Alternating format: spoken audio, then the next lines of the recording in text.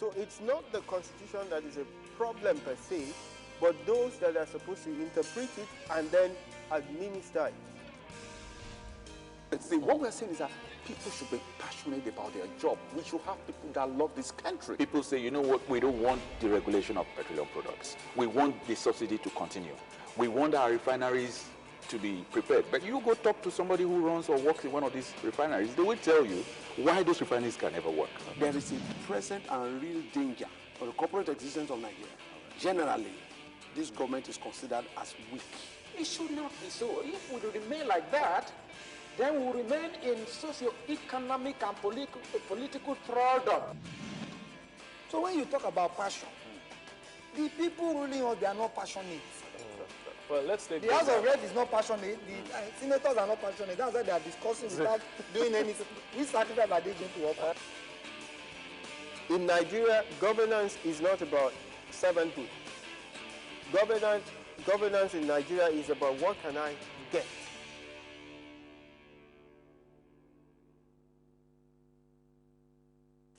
Last week on the agenda. There's a hint that came up, and that's where this whole agenda, this whole issue is hinged upon. And that is the hint that the CBN forced banks against their wish to sell performing loans to AMCON, which is the Asset Management Corporation of Nigeria. And this emerged at the 44th Annual General Meeting of First Bank PLC last week, where the Group Managing Director, Chief Executive Officer, Mr. BC Onasanya, explained to shareholders how the Apex Bank forced the bank to sell 100 billion naira performing loans to AMCON at a 10% loss. There are certain decisions the bank might take because they are in a position where they are seeing the bigger picture, which the commercial banks might not be seeing. And if you look at the history of or you look at the events that have happened within the Nigerian banking sector in recent times, you will know that the system is yet to stabilize. And there's a lot of apprehension all over the world. You know, when you take into consideration developments in Europe, you know, a lot of people are just saying that there is going to be a bigger recession. Everybody is ringing the bell that there's going to be a bigger recession. What we've just seen in Europe is just a child's play, that the next recession, you know, when you take cognizance of the history of recessions, you know that after a recession, there's always a bigger recession that comes before the stabilization. So a lot of central banking, I must say, is the most unenviable job on planet Earth at this particular moment. Every central banker is going through a lot of heat. Can 160 naira buy you a breakfast? If it can buy you a breakfast and $1 cannot buy you a breakfast in the US, then it means that the value of naira is actually higher strong. Than the value of Thank you so much. Wow. So much findings. This is what we do on the agenda. There's a lot of rumors and issues, but this is where we settle it. This is where we give you, get you more enlightened about the status quo, what is happening, matters arising, and all of that. We've been talking about the central bank's reforms, cost, and disagreements. And I've been talking to Mr. Kelechi Dika Anyanwu, Managing Editor, the African Economy Consultant, Public Policy and Financial Analyst. Thank you so much, sir. I have actually learned a lot. It's my pleasure. Thank you so much. In Nigeria, governance is not about servanthood. Governance in Nigeria is about what can I get. All right, you're welcome to this week's episode of The Agenda. That was last week. I was actually caught up in the highlights of that. In case you missed last week's own edition of The Agenda, you're welcome to this week's very exciting intellectual edition of The Agenda. This is where we set the agendas of, the agenda rather, of matters arising. We set it right in the hearts and minds of Nigerians. You're welcome to the show. My name is Philip Ihaza, and today's topic actually is the Nigerian National Assembly and the proposed CBN Review Act.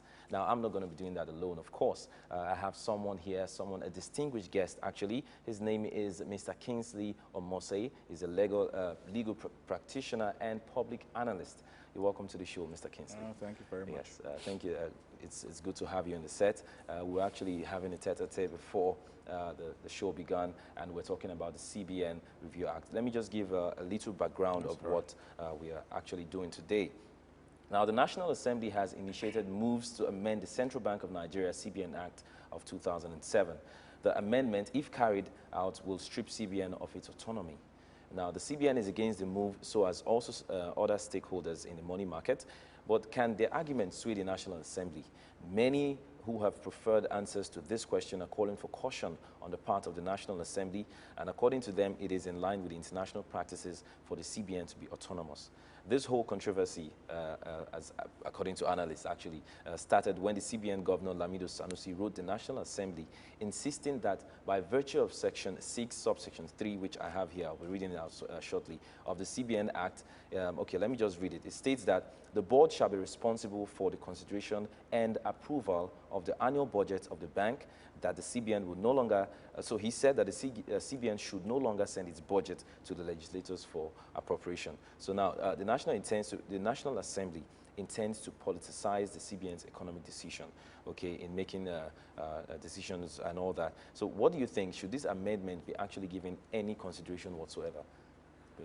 Well, I don't know. You know, sometimes the problem the National Assembly has is that it has very narrow considerations for pursuing some of its objectives. The issue is, you say the CBN has autonomy. The question I ask is, autonomy in whose favor? We talk about international best practices, but then Nigeria is a growing economy with very peculiar challenges. So I would prefer that they allow for more robust views to be heard on the issue. If we want the CBN to retain its autonomy, we should be able to sit down and say, what are the pros and the cons? But if the National Assembly, as it were, is driven by very, narrow considerations regarding personality issues with the central bank governor, then we would not be able to unravel, why it is better to retain the CBN autonomy, or whether it is in our interest to moderate it a little, because I have very, very, very, very serious reservations about some of the actions that have been done or taken by the CBN, supposedly in pursuit of its autonomous legal structure. And so I would want a more expanded, a more robust, we shouldn't just shut down the National Assembly. There's nothing wrong in the National Assembly saying, you know what, we want to inquire into whether it is appropriate or not for the CBN to be an autonomous body. Even if it is going to be autonomous, are there ways, for instance, that we can ameliorate that autonomy to show that there's some measure of accountability? Because we can't just have a CBN that wakes up and just decides to do what it likes. I don't know if I can give an example here. Take the cashless policy, for instance. Yes. Yeah, a lot of people have come out to say the cashless policy is nice. It's good for us to not carry the naira around. But the fact is that the primary responsibility of the CBN is to print the naira and to defend the naira. There is no law, no statute anywhere that says that money or the money as legal tender has to be electronic. Electronic handling of money is one means of expression. Okay. Printed money is another means of expression. But in taking that decision, the issue is whose interest was the CBN pursuing? But because the CBN governor was acting supposedly in pursuit of his autonomous powers, he took a decision that I have very, very strong reservations about. So these are some of my reservations. Okay, what you said now, I'll actually take a cue from that. I have a copy of some of the acts from the Central Bank of Nigeria 2007. Okay. And one of the objectives, or some of the objectives here says, apart from ensuring monetary and price stability, the CBN is supposed to promote a sound financial system in Nigeria, okay, and then act as a banker and provide economic and financial advice to the federal government. So talking about the cashless policy, don't you think it was part of ways to promote a sound financial system? Yeah, yes, but then in whose interest? If you live in a society where about 60 to 70% of the people are in the informal sector, then how does the cashless policy create a sound economy for them. Especially when they didn't start with the proper orientation. Exactly. Okay. The first step would have been, how do we ensure that we have one single economy in Nigeria? In other words, how do we merge both the informal sector and the formal sector? There are certain countries you go to. I mean, we sit down here, and every month the Americans are reeling out statistics. This month, 120,000 jobs were gained. The economy grew by so percent. These were the amount of goods produced by the manufacturing sector. These were the amount of service. They are able to quantify every aspect of their economy. So when the economic planners sit down and they take decisions, they recognize the background against which those decisions have been taken. But in Nigeria, we don't even know how many Nigerians we are. We don't know how many Nigerians are employed. We don't know how many Nigerians are unemployed. We don't know the depth of the informal economy.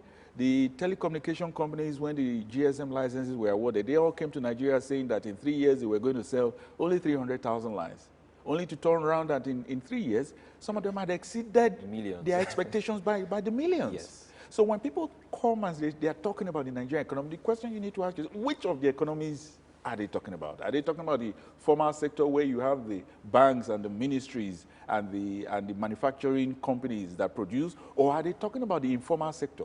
So if the CBN says it wants autonomy to be able to address issues that apply only to the formal sector of the economy, we want to know. But if the CBN really wants to play its all-encompassing role, then we have to ask, the autonomy in whose interest? Because if you take a decision that you want your society to be cashless, then what happens to the people in the informal sector? Okay. It means you're creating a permanent barrier, keeping them in a cocoon, and keeping them from engaging in the formal sector. And that alone makes a mess of any plan or policy that the government is likely to come out with. Wow. Okay. Now, the CBN doubles as the board chairman, the board of directors. That's the CBN governor. The CBN governor, rather.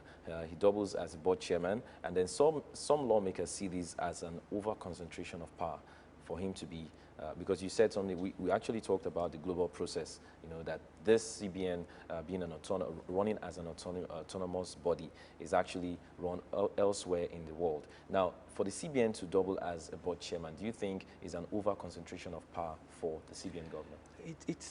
At the core of that is the big man syndrome in Nigeria.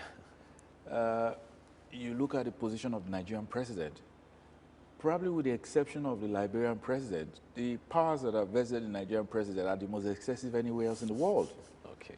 You go to corporate organizations, you say somebody is the managing director, and at the end of the day, every other person in that board is literally just bowing down to the managing director. It's a carryover of the chief mentality, the Oba, the Obi, the Emir, who wields so much power, and every other person is bowing down. Because if you're going to create, or supposedly we have autonomy in the CBN, and you have all that power vested in an individual, what you're creating is you're creating a parallel system.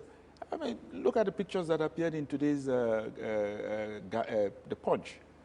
This man has recently been installed as the Dan Majian of Kano, and he comes to office clothed in the full ceremonial regalia of his office. It was actually, and you actually have the personnel of the organization all bowing down. So the fact is, if we're going to create that kind of autonomy, or we already have that kind of autonomy, what other parameters can we put in place? Take, for instance, in America, you have the Reserve Bank, the Federal Reserve Bank, that the chairman of that bank is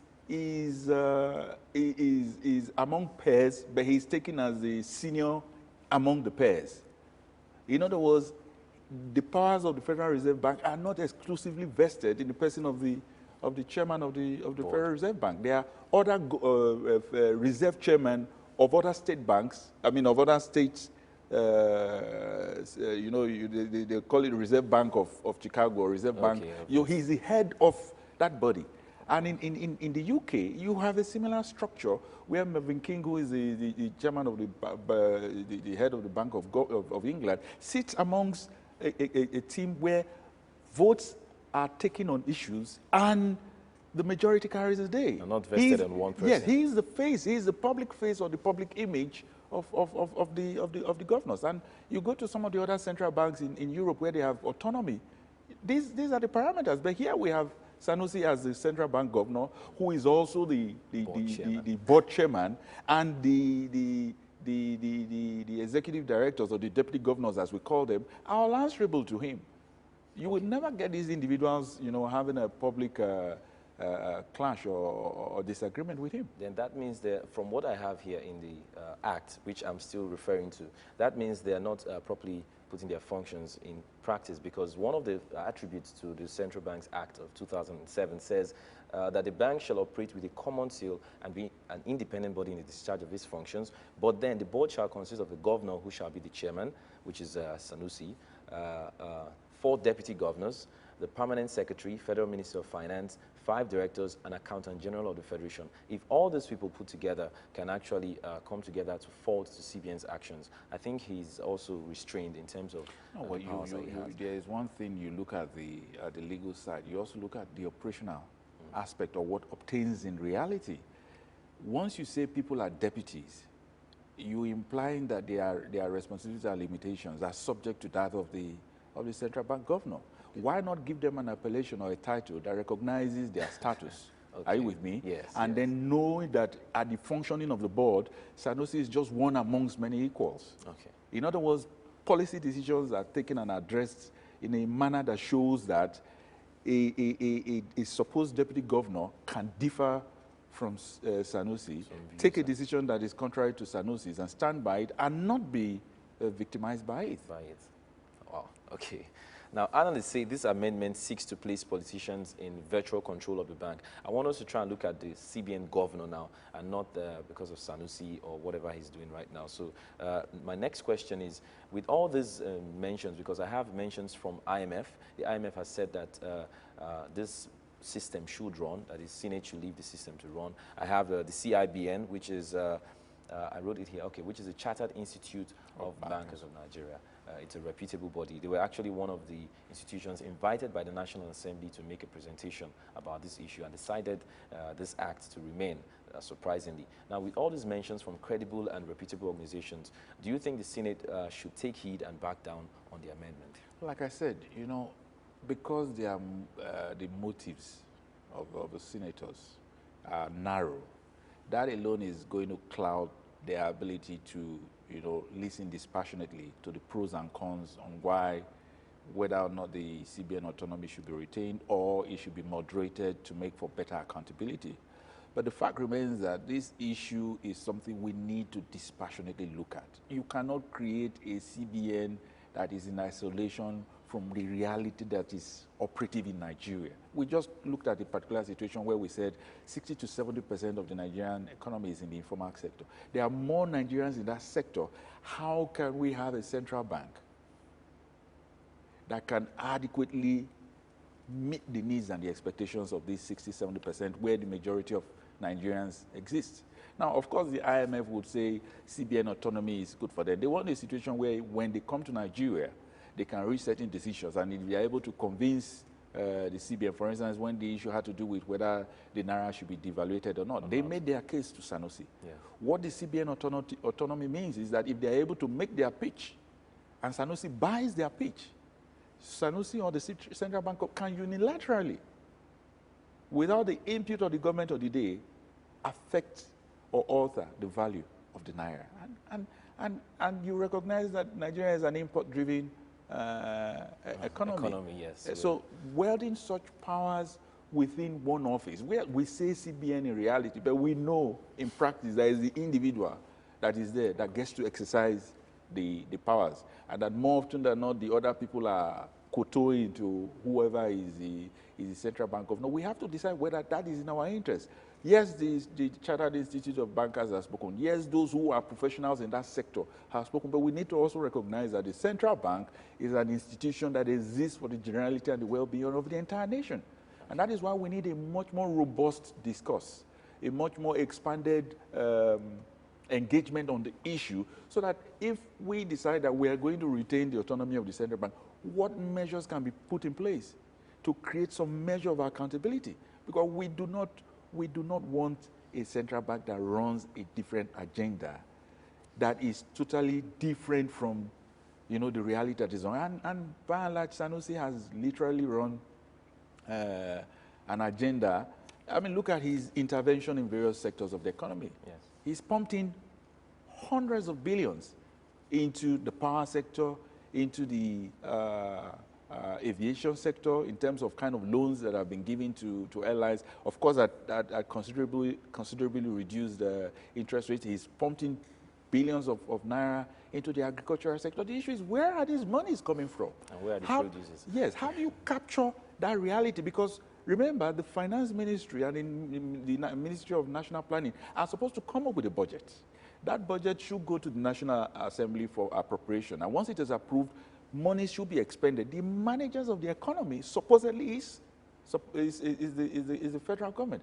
Do you want a central bank that can, you know, over and above what the government is doing, take on whole sectors and just pump in massive amounts of monies without putting the finance ministry into the picture, or supposedly putting those monies in through the finance system so that the finance system can dispense you know, structured loans? So we need to sit down and decide, how do we want the system to run? It's not just a question of autonomy. If autonomy is not going to serve our interests for the time being, you jettison it. Autonomy is not a be-all and end-all word that, you know, you switch on, you say because your CBN has autonomy and suddenly all our problems get solved. We have challenges. How is the CBN autonomy going to solve those problems? If it cannot solve it, then we shelve it. If it can solve it, we apply it. If we need to moderate it, we moderate it. But there are no hard and fast rules that says because other civilized nations have autonomy, then of necessity we must have autonomy. So what you're saying is we should make the system of operation flexible in the our autonomy country. should be workable for us.